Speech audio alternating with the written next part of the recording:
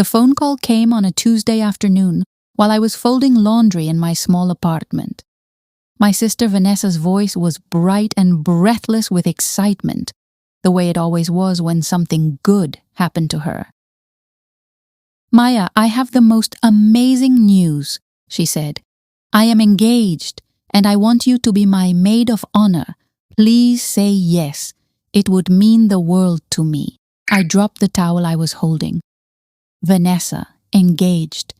My little sister, who at 26 was 4 years younger than me, who had always said she was in no rush to settle down. I felt a pang of something I did not want to name. Envy, maybe, or loneliness. It had been 3 years since my own engagement ended, 3 years since Daniel walked away from me 6 months before our wedding, 3 years since my world fell apart. But this was not about me. This was about my sister, and she sounded so happy.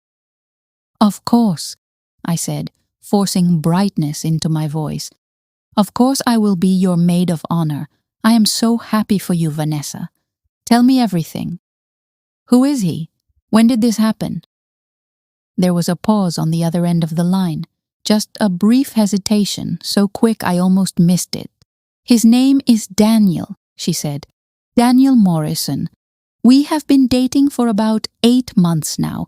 I know it might seem fast, but Maya, when you know, you know. He is everything I ever wanted." The laundry basket slipped from my hands and hit the floor. Clothes scattered across the carpet, but I could not move to pick them up. Daniel Morrison, my Daniel, my ex-fiancé Daniel. "Maya, are you still there?" I could not breathe. The room tilted around me, and I reached out to steady myself against the wall. This could not be happening. There had to be another Daniel Morrison. It was not an uncommon name. It could not be the same man. "What does he do?" I managed to ask, my voice barely above a whisper. "He is an architect, works for Henderson and Associates downtown. Maya, are you okay? You sound strange?" Henderson and Associates, the same firm, the same man. My sister was engaged to my ex-fiancé, and she had no idea. Before I continue, let me know where you are watching this from.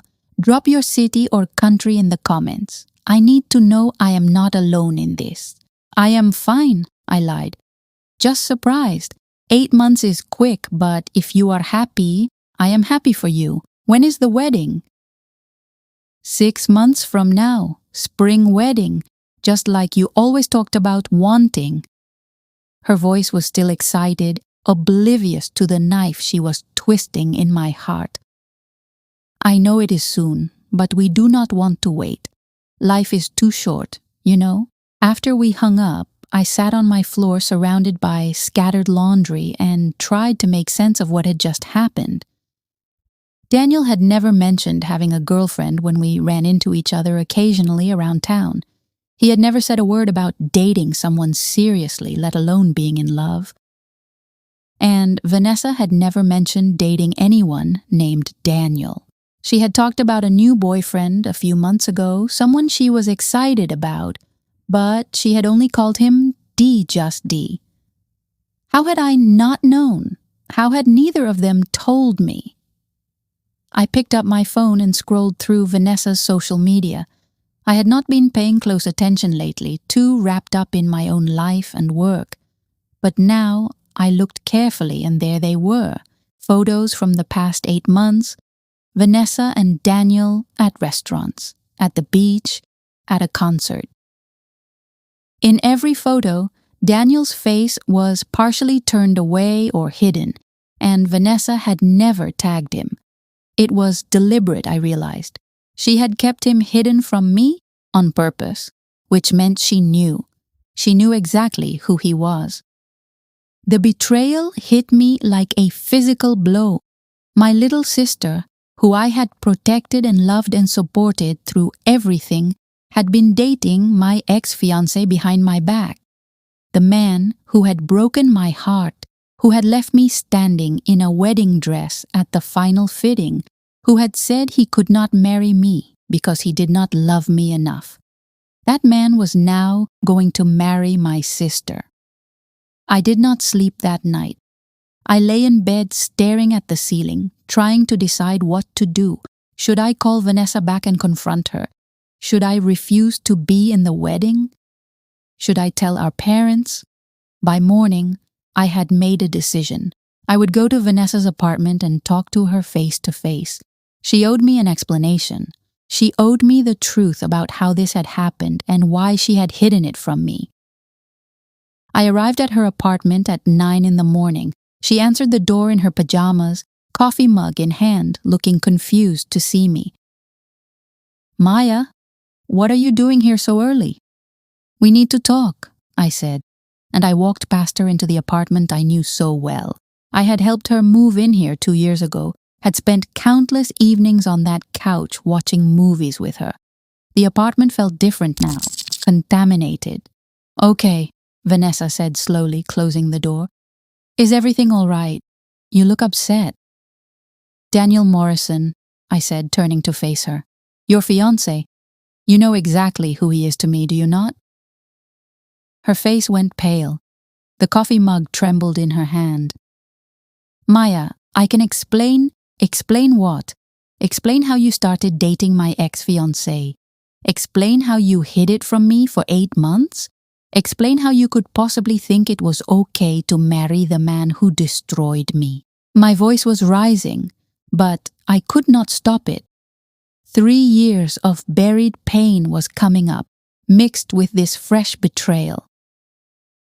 Vanessa set down her coffee mug and wrapped her arms around herself. "I did not plan for this to happen. We ran into each other at a coffee shop, and we just started talking. I did not even realize who he was at first. By the time I figured it out, I was already falling for him." "And you did not think to tell me? You did not think I deserved to know?" "I was going to tell you," she said, and tears started streaming down her face. "I swear I was. But every time I tried, I could not find the words, and then it got harder and harder, and more time passed, and I did not know how to tell you without you hating me." "So, your solution was to ask me to be your maid of honor?" I felt like I was going insane. "To stand up at your wedding to my ex-fiancé and smile and pretend to be happy for you.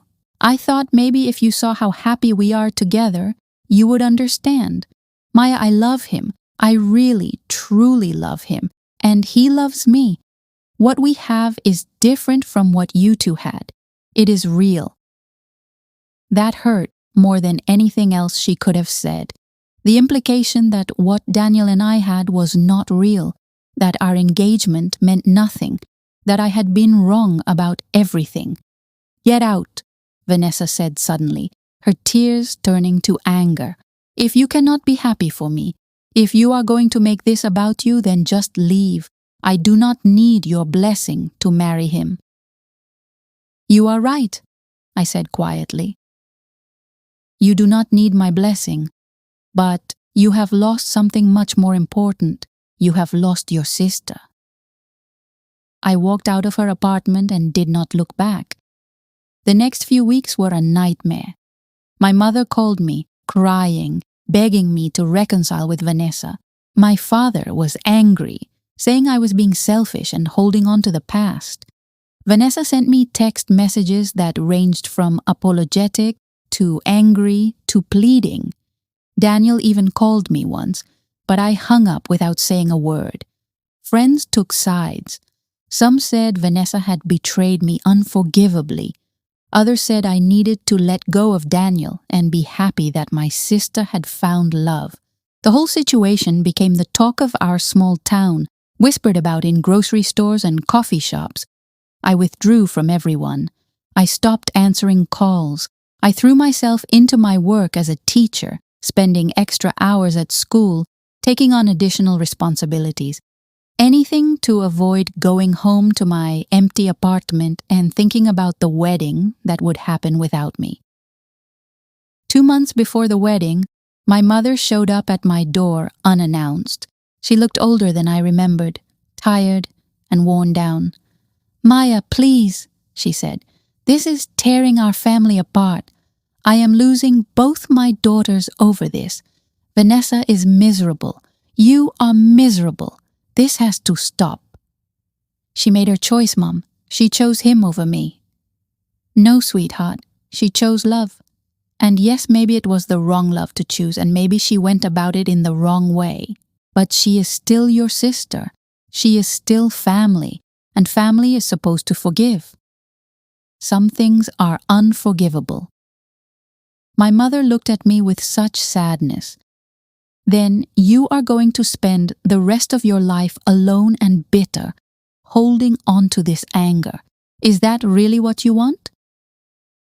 After she left, I thought about her words for days. Was I being unreasonable? Was I letting my hurt and pride destroy my relationship with my sister forever? Daniel and I had been over for 3 years.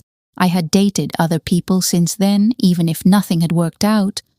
I had moved on in many ways. So why did this feel like such a betrayal? Because it was not just about Daniel. It was about trust. It was about Vanessa knowing how badly he had hurt me and choosing him anyway. It was about 8 months of lies and secrets. It was about being asked to celebrate a union that felt like it was built on the ruins of my own broken dreams. 1 month before the wedding, Vanessa called me. "Maya, please just listen," she said before I could hang up. "I'm not asking you to be in the wedding anymore. I'm not asking you to come. I'm not even asking you to forgive me. I just need you to know something. Daniel told me what really happened 3 years ago. Why he left you." I went cold. "What are you talking about?" "He said he left because he realized he did not love you the way you deserved to be loved. He said you were perfect and wonderful and everything anyone could want, but he could not give you his whole heart.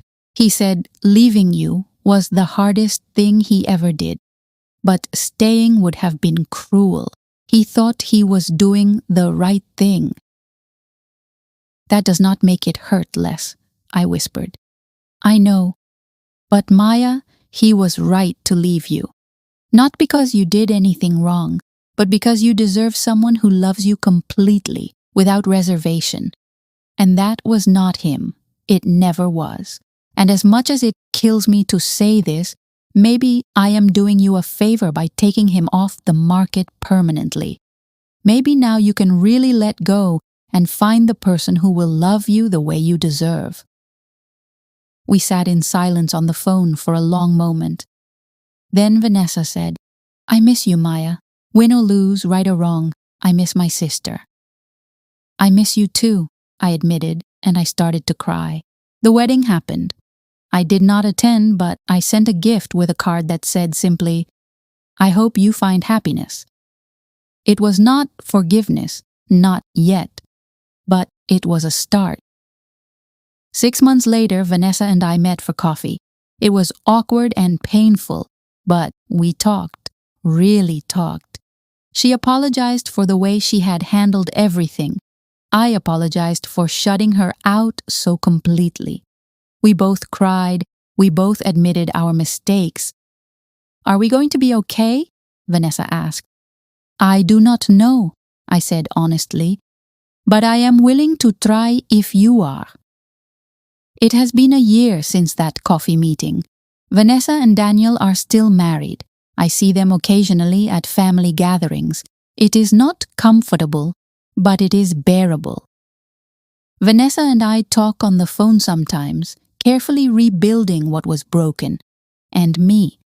I am learning that forgiveness is not about forgetting or condoning what happened. It is about refusing to let bitterness poison the rest of my life. It is about choosing family, even when family hurts you. It is about understanding that people are complicated and flawed, and sometimes they make terrible choices, but that does not mean they do not love you. I still do not know if Vanessa and I will ever be as close as we once were. Some breaks leave scars that never fully fade, but I am trying, and sometimes trying is enough.